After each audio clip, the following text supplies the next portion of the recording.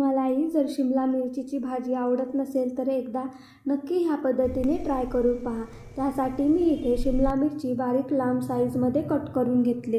कढईमध्ये थोडे शेंगदाणे, तीळ आणि सुकं खोबरकीस घालून थोडंसं लालसर होईपर्यंत भाजून घेतले।